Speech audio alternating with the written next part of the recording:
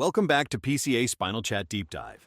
Today we're flipping the script on a topic that most of us think we already understand, the opioid crisis. It's always in the headlines. We hear the numbers, the overdose stories, the recovery narratives, and almost every time the conversation focuses on what happens after addiction has already taken hold. That matters. Those stories are real, but they're also downstream. Today we're going upstream. We're asking a question that doesn't get nearly enough attention. What happens before addiction ever begins? Because opioid addiction doesn't usually start with a pill. It starts with pain. We're looking at two bodies of research that are rarely discussed together. On one side, the latest clinical guidance on opioid use disorder, the hard medical reality of how addiction is treated once it exists.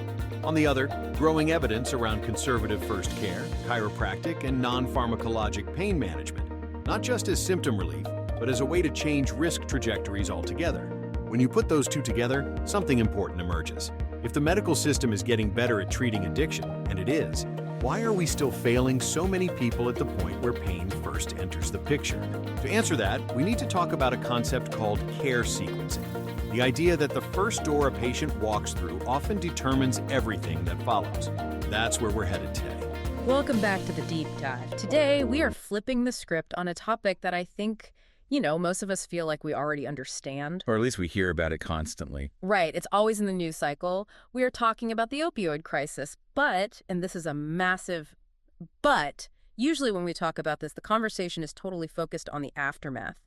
Addiction rates, the overdose tragedies, the recovery centers, all the really heavy, heartbreaking stuff. Exactly. It's almost always a conversation about damage control. It's about putting out the fire after the house is already fully engulfed. Right. And today we are going upstream. We're looking at what happens before the addiction ever has a chance to set in. Which is a perspective we rarely get. It is. I've got a stack of sources here that are honestly pretty eye-opening because they don't usually sit on the same desk. Yeah. We're looking at a brand new 2026 JMA clinical guidelines synopsis on managing opioid use disorder. So that's the hard medical state of affairs. Yes. And we're pairing that with a series of research papers arguing for something called conservative first, essentially looking at chiropractic care, physical therapy. Right. Not just as back pain solutions, but as actual preventative tools for this crisis. It is a fascinating pairing of sources. Usually you have the addiction medicine folks over here and the physical medicine folks over there. Totally separate worlds. But when you overlay them, you get a completely different map of the problem. One tells us where we are failing, and the other might just offer the exit ramp we missed 5 miles back. So here's the mission for this deep dive, and it's a question that kept nagging me while I was reading through these. Okay.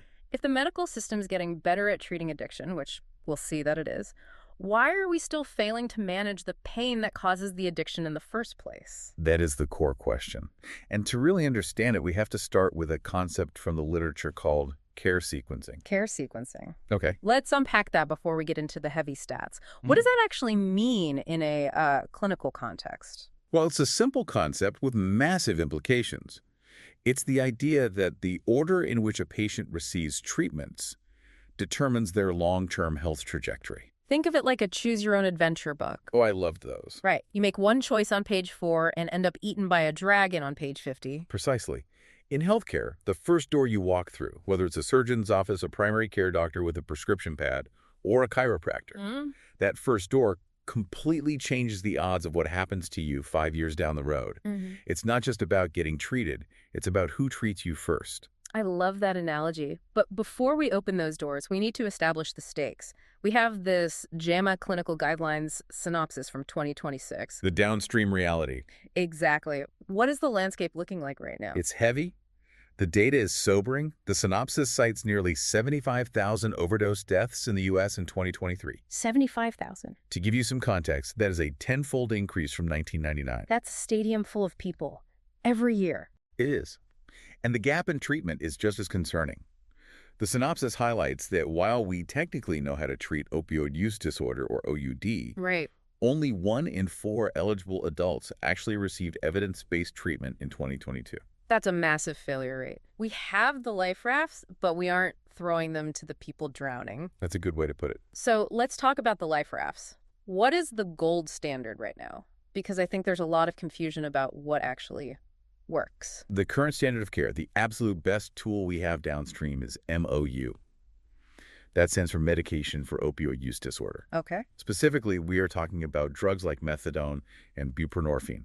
The guidelines are very, very clear on this. Active treatment with these medications significantly reduces death rates. How significantly? Methadone reduces mortality risk by roughly half. Buprenorphine reduces it by even more. Wow. These aren't marginal gains. These are statistical game changers. Okay, so these drugs are essentially lifelines. But I want to pause here because the guidelines mention something that I found really counterintuitive. I think a lot of people assume the goal is just get them off drugs, detox them, get it out of their system, and they're cured. But the sources say that's actually dangerous. It is dangerous, and that's a critical misconception to clear up. The guidelines explicitly state that withdrawal management alone, so just detoxing someone and then sending them home without long-term medication, Right. it actually increases the risk of relapse and death. Wait, walk me through that. How does getting clean increase the risk of death? It's about tolerance. When you just detox someone, their physiological tolerance to opioids drops rapidly. Their body resets. Okay. But the underlying neural pathways of addiction, the cravings, the psychological drive, are still there. So if they relapse, which is highly probable without medication, They go back to their old dose? exactly, they take the dose their body used to handle, but their tolerance is gone. And that's when the fatal overdose happens. Right. That is why the downstream reality is that long-term medication is critical. It stabilizes the brain chemistry so the person can function, work, and live without that constant risk of overdose. That makes so much sense. It stabilizes the brain rather than shocking it. Right. So we have established that MOUD is excellent medicine. It saves lives. But, and this is where we need to pivot to our other sources, it's all reactive, isn't it? It is. MUD is vital, but it's treating a chronic disease that has already established itself. It intervenes after the brain chemistry has changed, after the job has been lost. After the family's been impacted. After all of that, it is, by definition, a downstream solution. Which brings us to the upstream gap. I want to quote one of the papers in our stack. It had this line that just hit me. Opioid addiction doesn't start with a pill, it starts with pain. That's the shift. That is the moment the camera angle changes. We tend to think of the opioid crisis as a drug problem or a prescribing problem. And it is those things. And it is those things. But at its root, for a huge percentage of legitimate patients, it is a pain management problem. So we aren't talking about, this isn't about recreational users here. We're talking about regular people. Someone hurts their back at a warehouse job or twists a knee playing pickleball, and that's the spark. Exactly. Most OUD cases in this demographic start with untreated or poorly managed musculoskeletal pain. And this is where the system has a blind spot. How so? We have built these incredible safety nets for addiction. That's the downstream compassion the sources talk about. We have naloxone, we have methadone clinics, but we lack upstream accountability. Upstream accountability, that's a strong phrase. What does that look like in practice? It means looking at how we route patients when they first say, ouch. The current system often routes patients too quickly toward pharmacological solutions. Pills, injections, rather than functional ones. This goes back to your first door concept. Right. Let's imagine you wake up with severe low back pain. It's debilitating. You have two main options. If the first door you walk through is a traditional medical prescriber or a surgeon, the risk trajectory shoots up. Why? Because their toolbox is primarily pharmacological or surgical. You are introducing opioids into the equation immediately, or you're moving toward invasive procedures that will require opioids for recovery. Okay. And the other door? If the first door is a conservative care provider like a chiropractor or a physical therapist, the trajectory changes completely. Because their toolbox is different. Their toolbox is mechanical. They aren't prescribing. They are mobilizing. They are addressing the function of the joint rather than the sensation of the pain. I want to dig into that because I feel like there's still a stereotype about chiropractic care. You know the one, crack the back, feel better for a day, come back next week, forever. Right. But the sources here are arguing for something much more systemic. They call it conservative first. This isn't just about feeling better, is it? No, and it's important to clarify. This isn't about chiropractors treating addiction. If someone has OUD, they need addiction medicine. They need MOUD. Right, that's a different problem.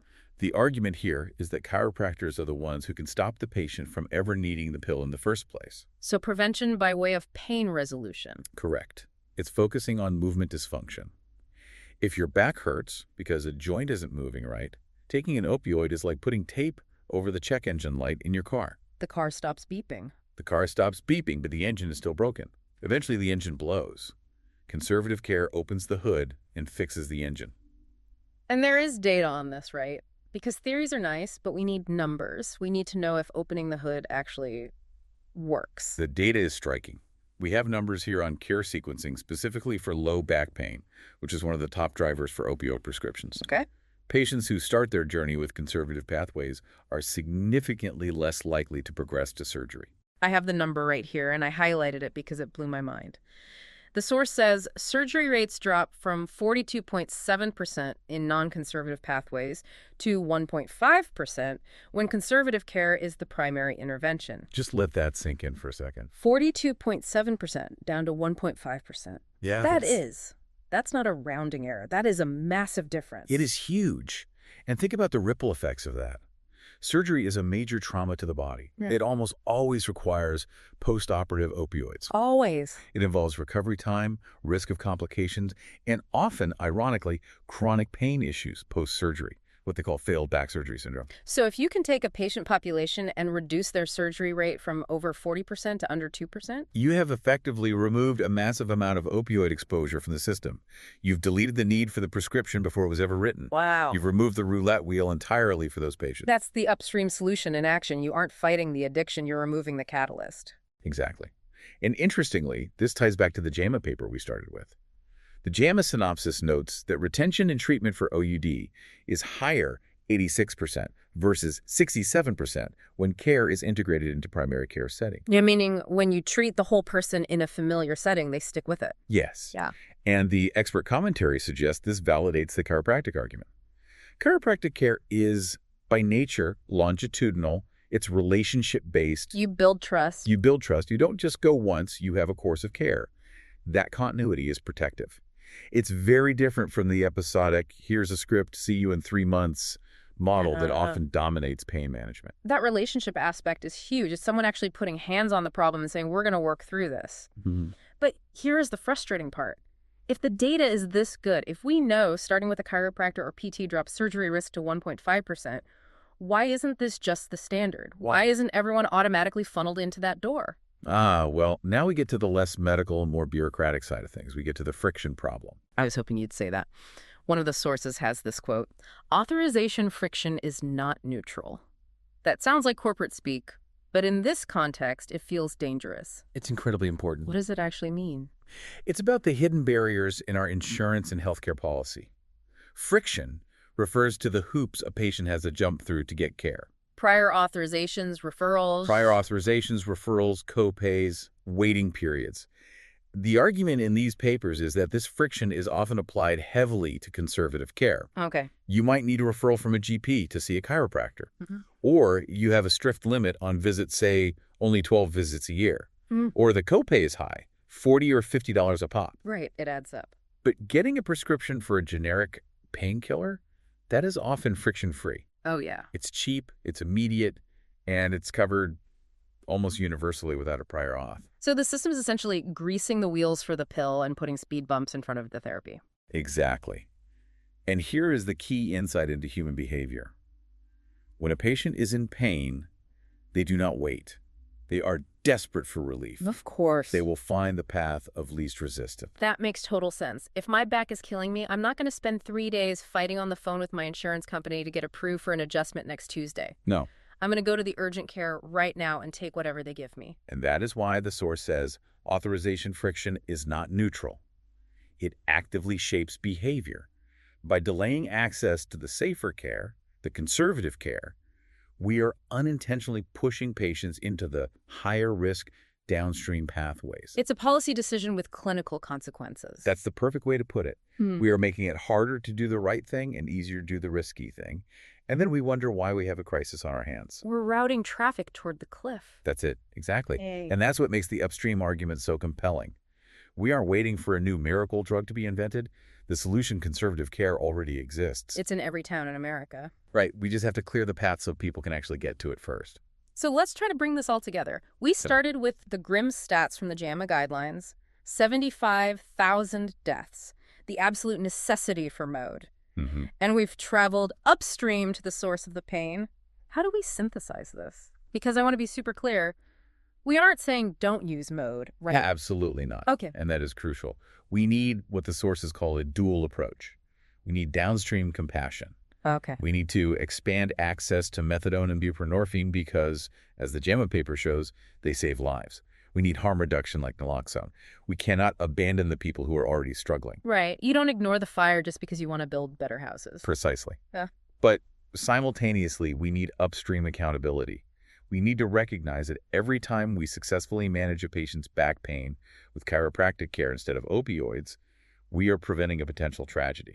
We need to stop the flow of new patients into the addiction pipeline. It's closing the faucet while we mop up the floor. That's the classic public health analogy, and it fits perfectly here. You have to do both. You can't just mop forever. Yeah. And frankly, the mopping is expensive and heartbreaking. The plumbing repair, the conservative care, is where the sustainability lies. It really changes how you look at a chiropractor's office, doesn't it? It's not just about fixing a crick in the neck. No. It's potentially a frontline defense against a public health crisis. It is. It's about viewing pain management as the primary prevention strategy for addiction.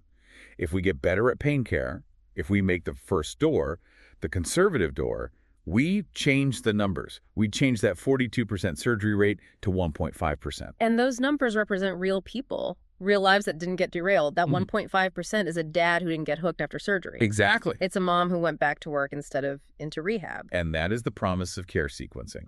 So as we wrap up this deep dive, I want to leave you, the listener, with a final thought. We've talked about how the system is rigorous about regulating drugs. You need a license to prescribe, a pharmacy to dispense. Every pill is tracked in a database. It's highly regulated, yes. But think about this. If we know, based on the data we just discussed, that the first doctor a pain patient sees determines their risk of addiction, why isn't who you see first the single most regulated part of our healthcare system? Yeah. Why do we leave that crucial, life-altering decision up to chance, or worse, up to who has the lowest copay or the soonest opening? That is the billion-dollar question. Yeah. We regulate the pill, but we don't regulate the path to the pill. Something to mull over. Thank you for joining us on this deep dive into the upstream solution. It's a heavy topic, but hopefully seeing the map from this angle gives a little more hope. Thanks for listening. We'll catch you next time. So, let's bring this full circle. The opioid crisis demands downstream compassion. Medication-assisted treatment saves lives. Harm reduction saves lives. We cannot turn away from people who are already struggling, and the science is clear on that. But compassion alone isn't enough. What the evidence also shows is that early decisions matter. How pain is treated at the beginning, who a patient sees first, and how easy or difficult it is to access conservative care all shape the path that follows. When pain is managed early, conservatively, and with a focus on function, the odds of escalation drop dramatically. Fewer surgeries, fewer procedures, less exposure to opioids. That's not ideology, that's sequencing. And this is where chiropractic care fits into the conversation, not as a treatment for addiction, but as a frontline intervention that can keep people from ever needing to face that battle in the first place. If we know that the first provider a patient sees can change their long-term risk, then access to conservative care is not a side issue. It's a public health issue. We regulate medications tightly, and we should. But we rarely question whether we regulate the path to those medications with the same level of care. That's a question worth sitting with. If you found this deep dive valuable, please take a moment to like, follow, and comment. It helps these conversations reach more clinicians, policymakers, and patients who care about getting pain care right the first time. Thanks for listening. We'll see you next time on Spinal Chat.